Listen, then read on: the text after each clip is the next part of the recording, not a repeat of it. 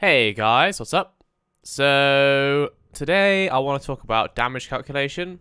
Someone was asking me about this in the comments, so I thought I'd make a quick video just explaining how it works. I'm going to be using two examples of weapons here. The first is going to be the Rubico Prime, which is obviously my go-to for Eidolon hunting. And the second is going to be the Sancti Castanas, which is, if you're an Avara hunter, one of the weapons you might use to take out limbs. So I'm just going to use these two to explain how damage calculation works in this game. And hopefully that will give some indication of how chroma is almost certainly the best frame for doing this. So if we just have a look here, and we look over at our damage stats here, I'm not going to talk about, well, I'll talk about crit chance a bit, but I'm not going to talk about crit multiplier because that's fairly obvious what that does when you hit a crit. It just times your overall damage by that amount. So we're just going to skip over this part for now, and I want to focus on these three at the bottom here, slash, impact, and puncture. So what we've got here are the basis of our physical damage. So in Warframe we have physical and elemental damage, and physical is comprised of these three types, slash, impact, and puncture. And when we add them all together, we get a base physical damage number. So our base damage number for the Rubico Prime here is 187. That's what happens when we add up all of these numbers here. We get to 187. So mods that we have, you'll see some just say plus 165% damage. Then we've got elementals that will add on cold. And we're going to focus just on the base damage mods and then the elemental mods. So when we add on a base damage mod, it's going to take that 300 damage that we have in total here, and it's going to add an extra 165%. So if we took 187 and we times it by 1.65, that's plus 165% damage, the serration bonus that we would get would be an extra around 308 damage, roughly. I'm not going to calculate it precisely. I just happen to know it. So if we add on serration, once this has changed and we've put the mod on, it should be equal to the serration bonus, which is 308, plus our base damage, which was 187 total. So if we pop that on, you can see we've gone up here. So 24.7 plus 396 plus 74.3. That's around 495 damage, which is, surprisingly enough, 187 plus 308, which was our base damage, plus our serration. So, good that works. So when you're adding on just damage, all it's going to do is it's going to multiply by your base damage. It's never going to multiply the leftover damage. So if I was to put heavy caliber on, for example, all it would do would only add on an extra 308 damage. It wouldn't multiply again by the amount we've got from serration. It wouldn't keep stacking like that. So as you can see there, it only goes 643, which is, or for the impact, sorry, which is an extra, it'll be an extra 308 added onto there once we've looked at all of these numbers again. So yeah, like I said, if it's just plus damage, it's not going to multiply at all. It's only going to calculate from the base damage, which, as we said, was 187 at base. So any damage you add on, any normal damage once you add on, it's going to be 165% off that 187 damage. So yeah, that's that. Now, elemental mods work slightly differently. They are going to multiply by our total physical damage. So with serration on, like I said, we're up to about 495 base damage. So if I was to add on an elemental mod, say Stormbringer, which is plus 90% electricity, it is going to give us 90% of our total physical damage in electric damage. So 90% of 495 is probably going to be somewhere around 445. So if we put this on, we should have about 445 electric damage. And we do. 445.5 electric damage. There we go. Now, if I add on another elemental mod, it is still only going to calculate by the physical damage. It's going to ignore the electricity. So what we should see, basically, when I add on another 90% mod, is that, obviously, because we're going to have Stormbringer and Hellfire on now, we're going to get radiation damage. But this damage number should double. So it should go up to 891. So let's put that on. There we go. Radiation damage has doubled up to 891. Now, this is useful to know because chroma's damage buff works on the basis of just damage, plus damage. It used to work on multiplication, but the game thought that was too overpowered. DE thought that was too overpowered. So they made it so that it was just damage. So it is now what we call additive damage and not multiplicative damage. So before, it would take your entire build and multiply it by whatever damage buff you could get. Whereas now, it's going to add on the damage before doing these elemental mods. Which is why you might see a lot of chromas, in fact you should see all chromas who are hunting for 6 caps, they won't include Serration in their build. Because it's only going to add on that extra 308 damage. So a normal chroma would ignore that completely. So if we go back to our base damage here, we got 187 total. And we add on the chroma's bonus. So if we just come back out here and we look at our abilities, my Vex armor, as you can see, has a damage increase of 891%. So what that means is that I'm going to be getting... Imagine if your Serration, instead of being plus 165%, was plus 891%. That would mean, and you'll have to work with me here, I have worked this out before, that our base physical damage here, without Serration, will be 1,853 damage, just with that buff. That's our base physical damage. Any mods that we add on now, so our Hellfire, our Stormbringer, any elemental mods we add on now, will work based on that buff. So we have our 1,853 damage. We add on Stormbringer. That will give us 90% of 1,853 base physical damage, which comes to 1,667 electric damage. And then, like I said before, if we added on any other mod, it would basically double what we had before in elemental damage, but obviously it would turn it to radiation. So when we put our radiation on, our radiation damage would then be 3,335, doubling the electric damage from before.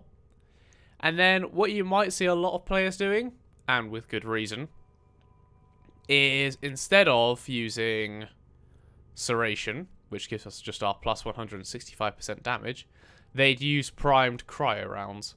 And if you're not familiar with the damage types in this game, the ones that are most effective against Eidolons are radiation and cold damage, along with impact, but we're not focusing on that right now.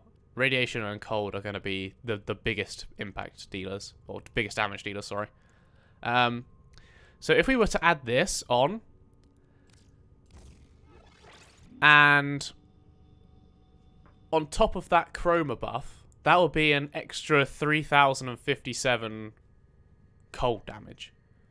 As opposed to if I was to put Serration on, which would give me... well, it would give me an extra 308 base damage, but it would then also give me an extra 508 radiation damage because of the mods multiplying it here. So it would be 508 extra radiation damage with Serration, or 3057 extra cold damage, which is far better than to use Serration on this build. As long as you can keep your chroma buff up, this Prime Cryo rounds is going to be far more effective than Serration. So that's how that works. After you've made your build, I'll go to mine here. So this is my chroma build. We're going to be looking at multi-shot as well as our crit chance and crit multiplier to work out our overall damage. So let's say we have split chamber on here. That's plus 90% multi-shot. We have Vig armaments plus 60%. So in total, we've got plus 150% multi-shot.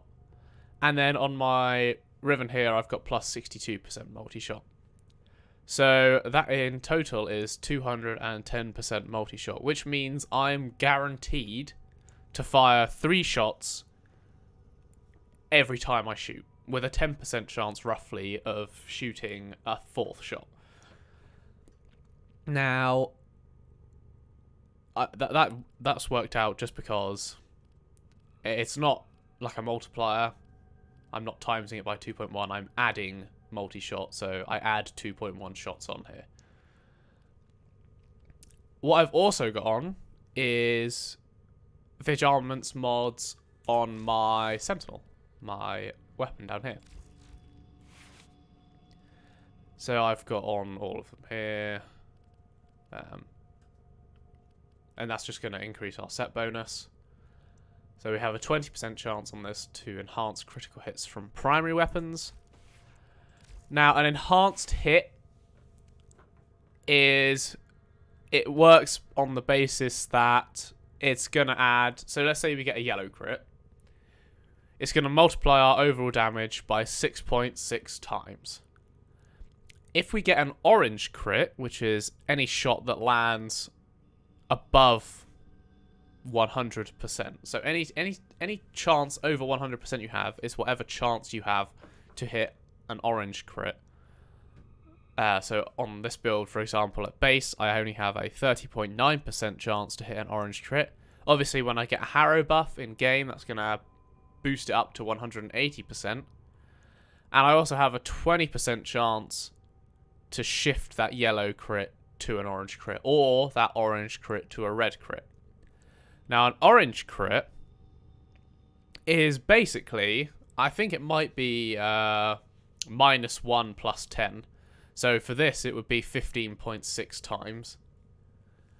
And then for a red crit, you just add another 10 on, so it would be 25.6 times. But yeah, 15.6 times on an orange crit is basically guaranteed, especially with the chroma buff, to destroy the shield or the limb instantly, or one-shot the head instantly. So it's worth... it's definitely worth getting your crit chance up, because getting your crit chance up also effectively gets your crit multiplier up as well. So that's all I really want to talk about for the Rubico. If you have any other questions about the Rubico or damage calculation here, you can ask me about it in the chat, in the comments, sorry, and I'll be happy to answer those questions. I'm going to move on to the Kastanas now, because these have base electricity, and I just want to talk about how these are going to work. It's similar, but there are a few things you should probably know. So if we go ahead and add on Hornet Strike here, you can see we've gone up to 960, which just happens to be plus 220% damage. So we've added on 660 extra electric damage there.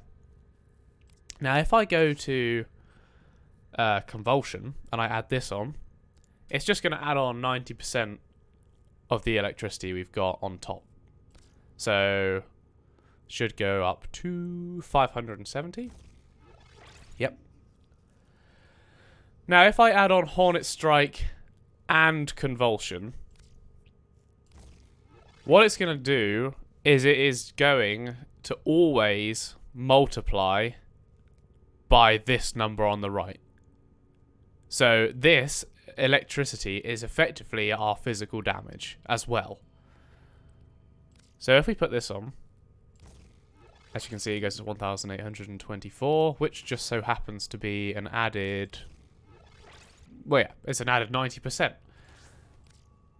So someone in the chat asked me why I was using... in my build, this was before they updated Magnum Force. Magnum Force is a lot better to use now. Or slightly better, actually, not a lot better. But they were asking me why I was using Jolt instead of Alga Pact. Because obviously Alga Pact adds 90% damage, whereas Jolt adds only 60% electricity. So why is Jolt better than Alga Pact? And if we just look here, obviously I had my Castanas here. This is the ribbon I was using. Yeah. So I was using this ribbon. And I would have also been using Hornet Strike as well, I'd imagine. So you can see we've got now just 1,965 electricity. And this is just from adding normal damage on. Okay? If we add on Alga Pact, all it's going to do to this number is add on an extra 90% of our base damage, which is this number here, the 300 electricity we started with. So adding on an extra 90% damage is going to add on an extra 270 damage, which is going to make this number 2,235, right? If we add on Jolt, we're going to add on 60% of this number here. So 60% of this is just over an extra 1,000 damage. So if we add that on, there we go.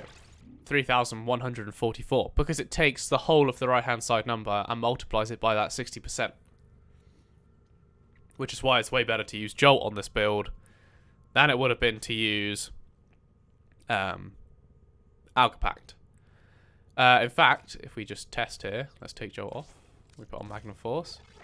Even with Magnum Force on, you are not going to be getting the same amount of damage as you would get from putting Jolt on. And that's not even max rank, but I'm sure if it was max rank, it still wouldn't be the same amount of damage as having Jolt on. Just because of that multiplication on the electricity. I think this is my final build here. Yep. Obviously need to do some work here on reformering it, but yeah. So without Jolt, with Jolt we've got 7,968 damage. And with Alga Pact, only 7,775 damage. So it's close, but it's not quite as good. And obviously that's probably with the full build why Magnum Force probably can compete with it. But obviously it's not going to fit on here because I haven't polarized it right. But yeah, Magnum Force would come close for sure, or overtake at this point, I'd say, if it was maxed out.